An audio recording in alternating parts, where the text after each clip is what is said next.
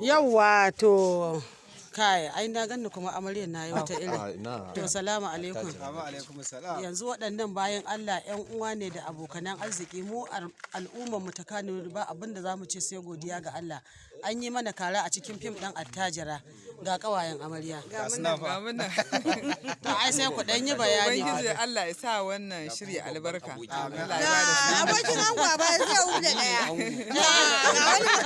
Wancan fa na bayan siliki ne silikin ango ne. Yadda ake haifa shi yake zama saurayinta.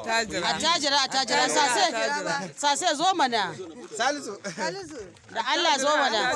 Yawwa. Wannan ango ne. To ga ango. Salamu alaikum. Na gajiya. Ya gida. Ni ne ango. Shine. Mai masu sunan ango? Amarya dai Arusa.